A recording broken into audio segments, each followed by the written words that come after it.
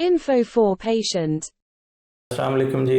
मेरा नाम डॉक्टर महबूब आलम चिश्ती है। मैं जनरल सर्जन हूँ, एसोसिएट प्रोफेसर हूँ क्वींस मेडिकल कॉलेज जो कि अभी नया बना है। उसका पहला बैच है एमबीबीएस का, जो सिर्फ बच्चियों के लिए है। उसके साथ ही एफिलिएटेड हॉस्पिटल है जो एहसान मुमताज़ टीचिंग हॉस्पिटल है, जो मौलाना शौकत अली रोड जोहर टाउन पे मौजूद है। यहाँ पे सारे डिपार्टमेंट्स मौजूद हैं, medicine, surgery, gynae ops, orthopaedic, ENT, आए और जो भी आप स्पेशलिटी, और जो स्पेशलिटी जिसको हम आज डिस्कस करना चाहें वो है पल्मोनोलॉजी। तो हमारे साथ आज मौजूद हैं इस फैकल्टी के बड़े प्रोमिनेंट जो स्पेशलिस्ट हैं, डॉक्टर नैयर साहब, और वो पल्मोनोलॉजिस्ट हैं। जी सर, कैसे हैं आप? खैरियत है? अस्सलाम वालेकुम। मेरा नाम जी डॉक्टर नैयर मंजूर इलाही है। As a pulmonologist Queens medical college में इस वक्त head of the department of pulmonology काम कर रहा हूँ।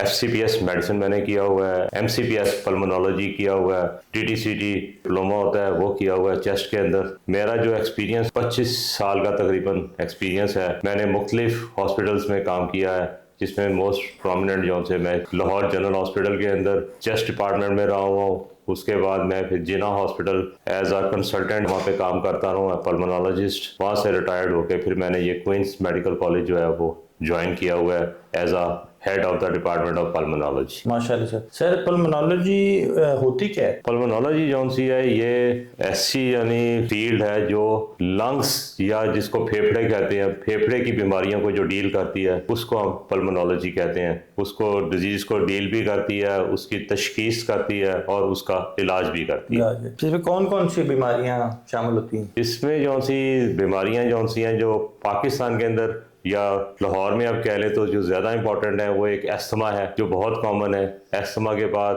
COPD आ जाती है, क्रॉनिक ऑब्स्ट्रक्टिव एयरवे डिजीज। ये उन लोगों में ज़्यादा होती है जो सिगरेट नोशी कर रहे होते हैं, क्योंकि हमारी कौम में सिगरेट नोशी बहुत ज़्यादा है तो वो बहुत कॉमन है। इसके अलावा नमोनिया बहुत ज़्यादा है कॉमन। फिर वायरल नमोनियाज हैं, जिस तरह के अभी चंद दिन पहले जिस तरह कोरोना आ गया था, ये भी कौन सा था, चेस्ट को ही ज़्यादा इन्वॉल्व कर रहा था। इसके अलावा ट्यूबरकुलोसिस जो सी है ये भी बहुत एक इंपॉर्टेंट डिजीज है जो सी के पाकिस्तान के अंदर बहुत कॉमन है। उसकी ज़्यादा बड़ी वजह जो सी गरीब बहुत ज़्यादा हैं और इकट्ठे एक घर में 15-15 बंदे रह रहे होते हैं, धूप नहीं लग रही होती और बड़ा डंप होती है, उस वजह से वो भी बहुत कॉमन है। इसके अलावा कैंसर जो सा सिगरेट नोशी करने वाले बंदों में कैंसर काफ़ी कॉमन है लंग का। इसके अलावा और बहुत बीमारियां जो सी के डील करते हैं। मरीज किन अलामात के साथ आपके पास आते हैं? जो कॉमन जो अलामात है वो क्या है? जो कॉमन अलामत जिसकी वजह से पेशेंट जो है वो पल्मोनोलॉजी में आता है वो कफ है। तो मोस्ट इम्पोर्टेंट खांसी है जो सी, और खांसी जो सी है इसको हल्का नहीं लेना चाहिए। जो भी खांसी 2 हफ्ते से अगर ज्यादा हो जाए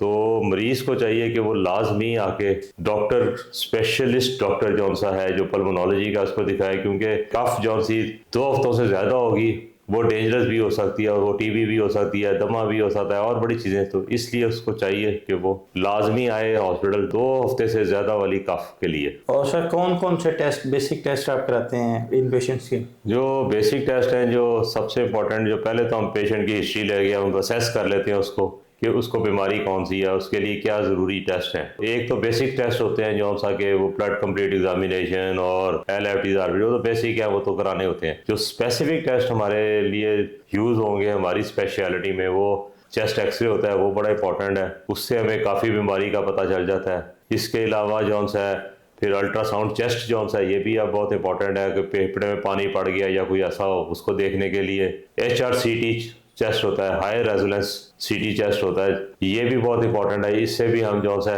लंग्स या फेफड़ों की ऐसी बीमारियां जो एक्सरे में भी नजर नहीं आ रही थी वो उसमें नजर आ जाती हैं, वो कराते हैं। ब्रोंकोस्कोपी होती है, ये कैमरे का टेस्ट होता है, नाक से कैमरा अंदर डाल के तो अंदर हम पूरा उसका मुआयना करते हैं सारा लंग का, और उसमें से फिर डायग्नोसिस पीस निकालते हैं या उसकी वॉशिंग करते हैं। उसमें TB का डायग्नोसिस करने के लिए भी हम उसको यूज़ करते हैं, कैंसर का डायग्नोसिस करने के लिए फेफड़े सुकड़ जाते हैं जिसको हम ILD कहते हैं, इंटरस्टिशियल लंग डिजीज, उसके लिए हम बायोप्सी लेते हैं वहाँ से। इसके अलावा अगर फेफड़े में पानी हो तो प्लूरल टैप करते हैं, सिरिंज के साथ वहाँ से पानी निकाल लेते हैं। लंग्स के ऊपर एक झिल्ली होती है, प्लूरा कहते हैं, उसका अगर कैंसर हो तो प्लूरल बायोप्सी कर लेते हैं। तो इसलिए हम काफ़ी प्रोसीजर्स हैं जो हम करते हैं, तो प्लूरल टैप करते हैं। तो सर जो कॉमन आप इन पेशेंट्स का इलाज करते हैं उसमें क्या क्या चीज़ें शामिल होती हैं? कैसे इलाज होता है इनका? लेकिन जी कॉमन डिजीजेज जो सी वो अस्थमा ही है जो सा, उसका हम करते हैं, ज़्यादा हो गया COPD हो गया, तो उनको पहले डायग्नोसिस करते हैं, फिर उसको उसके मुताबिक जो सी है मैनेजमेंट की जाती है, जो उसकी ज़रूरियात हो डायग्नोसिस बना के और सारा कुछ फिर ट्रीट किया जाता है। सर आपकी इस हॉस्पिटल में क्या टाइमिंग्स हैं? जी मेरी टाइमिंग तो सुबह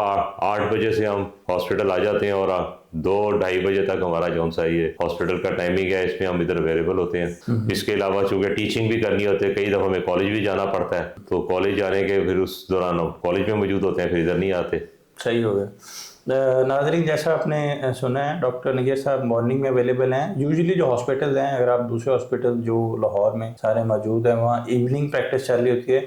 तो यहाँ पे जो सबसे अच्छी बात है वो ये है कि एहसान मुमताज़ हॉस्पिटल जो कि टीचिंग हॉस्पिटल बन गया है सिंस लास्ट 2 इयर्स, और उसमें क्वींस मेडिकल कॉलेज की तरफ से एक MBBS का पहला बैच भी आ गया है, बच्चे भी यहाँ आए हैं, हमने ओरिएंटेशन भी कराई है पूरे हॉस्पिटल की। तो ये एक पर्टिकुलर फीचर है कि सारी जो स्पेशलिटीज़ हैं वो यहाँ पे मॉर्निंग में इंक्लूडिंग पल्मोनोलॉजी वो अवेलेबल है। तो जिन जिन पेशेंट्स को पल्मोनोलॉजी का प्रॉब्लम है, जैसा दमा हो गया, TB, जैसे सर ने बताया कि खांसी है और खांसी में खून आना जिसको हम एब्डेसिस कहते हैं, वो बड़ा इंपॉर्टेंट है। सांस का फूलना कि वो दिल की वजह से भी होता है और वो फेफड़े की वजह से, मोस्ट कॉमनली जो 2 कॉमन रीजन हैं। उसके अलावा कुछ एनीमिया और बाकी फैक्टर्स होते हैं। तो उस सूरत में मेरा ख्याल है सर पल्मोनोलॉजिस्ट को फ़ौरन दिखाना चाहिए कि वो लंग्स की वजह से है या हार्ट की वजह से है या कोई और प्रॉब्लम है।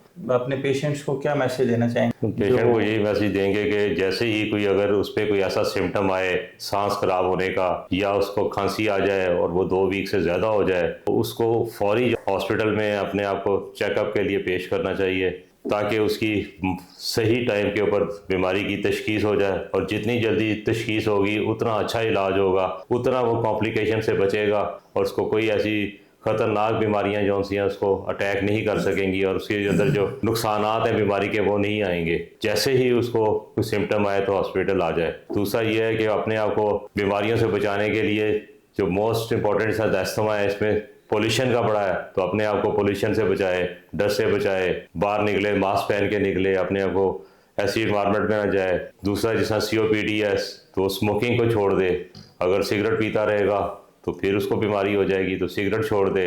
कमज़ोर किस्म के लोग हैं जिनको और शुगर है, ब्लड प्रेशर है या और, उनको चाहिए कि वो वैक्सीनेशन अपनी करवाते रहा करें। फ्लू वैक्सीन होती है जो हर साल रिन्यू होती रहती है, सितंबर से लेके जो सा दिसंबर के महीने तक जो नहीं आती है वैक्सीन वो लगवा लें। इसके अलावा नमोनिया की वैक्सीन अवेलेबल है जो 5 साल के लिए लगती है।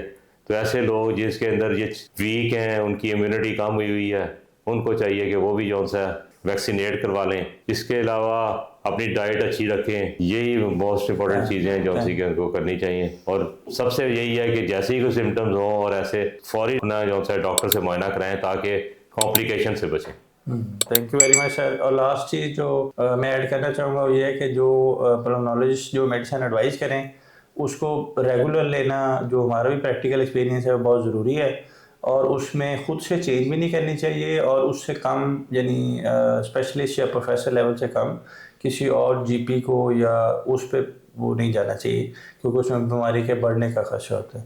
Thank you very much. शुक्रिया।